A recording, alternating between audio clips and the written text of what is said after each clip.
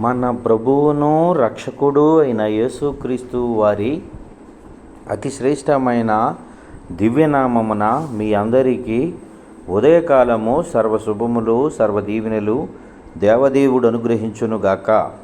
Amen. దేవుని బిడలారా, ఈరోజు 20వ తారీఖు డిసెంబర్ నెల 2024 సంవత్సరము. ఈరోజు దేవుని వాగ్దానము యెషయా గ్రంథము 12వ అధ్యాయము 6వ వచనము. నీ మధ్యనున్న పరిశుద్ధ దేవుడు గనుడై ఉన్నాడు. దేవుడు తన పరిశుద్ధ లేఖన భాగము నేటి ఉదయకాలము మీ వినికిడిలో మీ జీవితంలో ఈ వాగ్దానాన్ని దేవదేవుడు నెరవేర్చునుగాక. ప్రియ సహోదరి సహోదరులారా, నీ మధ్యనున్నటువంటి దేవుడు పరిశుద్ధుడు, ఘనుడు. దేవుని బిడ్డలారా, దేవుని వాక్యము తెలియజేస్తుంది, నేను పరిశుద్ధుడనై ఉన్నాను గనక మీరును పరిశుద్ధులై ఉండని దేవుని వాక్యం తెలియజేస్తుంది. దేవుడు ఘనుడు, గొప్పవాడు. నీ మధ్యకు వచ్చాడు గొప్పవాడు. మహాకాశములు పట్టజాలని దేవుడు మన మధ్యకు వచ్చాడు. సహోదరి సహోదరులారా, నీకు బంధువులో, స్నేహితులో, ఆత్మీయులో నీకంటే గొప్పవారు, నీకంటే పేరు ప్రఖ్యాతులు కలిగిన వారు నీ మధ్యకు అన్ఎక్స్పెక్టెడ్గా నీ దగ్గరికి వస్తే నీవేం చేస్తావు అంటే, నీ స్థితి చాలా చిన్నదైనా వారు ఘనతకు తగినట్లుగా వారున్నంత కాలము కూడా ఘనమైన స్థితిలో వారిని ఘనపరిచి నీవు ఘనపరచటానికి నీ శాయశక్తుల ప్రయత్నం చేస్తావు కదా. అయితే సహోదరి సహోదరులారా, దేవుడు మన మధ్యకు వస్తూ ఉన్నాడు, మన మధ్యకు వచ్చి ఉన్నాడు. ఆ వచ్చిన దేవుణ్ణి నీ విశ్వాసము సరిగా లేదా, నీ క్రియలు సరిగా లేవా, నీకున్నటువంటి శక్తి తక్కువగా ఉన్నదా?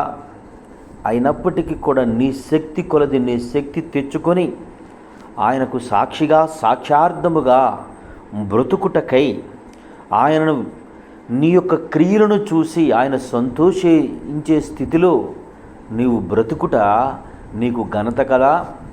సహోదరుడా, నా స్థితి సరిగా లేదు, నాకు సరైనటువంటి బియ్యము నా ఇంట్లో లేవు, సరైనటువంటి వసతులు నా ఇంట్లో లేవు, సరిగా వస్తే వారు కూర్చోవడానికి నా ఇంట్లో కుర్చీ లేదు అని వచ్చిన వారిని అలా నించోబెట్టి ఊరుకోవు కదా. నీవు వారి స్థితికి తగ్గట్టుగా, నీ స్థితి కాదు, వారికి స్థితికి తగినట్లుగా వారిని ఘనపరుస్తావు. పరిశుద్ధుడు ఘనుడు నీ మధ్యకు వచ్చి ఉన్నాడు.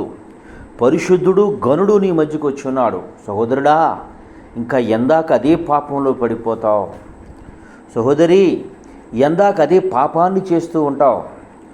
సహోదరుడా, ఇందాక ఇంకా అవే సమస్యలు తలంచుకుని కృంగిపోతూ ఉంటావు.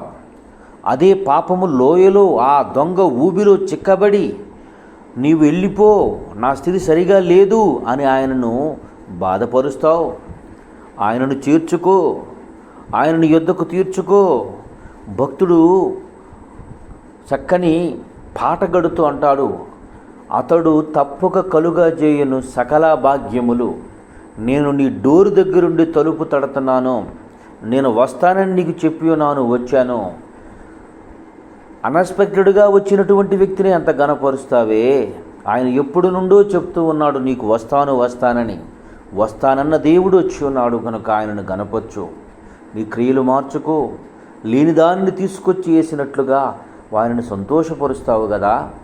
సహోదరుడా, ఘనుడైన దేవుడు నీ మధ్యకు వచ్చి ఉన్నాడు గనక నీ బ్రతుకును వదిలేసాయి, నీ పాపాన్ని వదిలివేసాయి, ఆయనకిష్టం లేని క్రియలను వదిలేసి ఒక నూతన తీర్మానాన్ని కలిగి ఆయన ఎదుట, ప్రభువా నీ స్థితికి తగ్గట్లుగా నేను బ్రతుకుతాను ప్రభు అని నీవు ఆయన ఎదుట ఒక తీర్మానం కలిగి ఆయనలతో నువ్వు నిబంధన చేసుకున్న నిశ్చయముగా నిన్ను పరిశుద్ధపరిచి గనుల వరుసలోనికి నిన్ను తీసుకుని నిన్ను గనుడుగా మార్చు కృప దేవుడు మీకు అనుగ్రహించునుగాక. ఆమేన్. తండ్రి, నీకు వందనాలు, స్తోత్రములయ్యా. ఉదయకాలం మందు నీ బిడ్డలైన వారు ఎందరు బిడ్డలు ఈ మాటలు వినుచున్నారు, వారందరి జీవితముల్లో తండ్రి ఈ వాగ్దానాన్ని తండ్రి నెరవేర్చి గనుడు మా మధ్యకు వచ్చి ఉన్నాడు, నేను గనుడుగా నన్ను చేయటానికి వచ్చి ఉన్నాడు విషయాన్ని గుర్తెరిగి ప్రభు వారి జీవితాన్ని మార్చుకొని రోత పాత జీవితాన్ని వదిలివేసి నీకు సాక్ష్యార్థంగా బ్రతుకు కృప దయచేసి నడిపించి నీ కాపుదల్లో స్థిరపరచమని యేసయ్య నామం పేరట ప్రార్థన చేయుచున్నాను మా పరమ తండ్రి.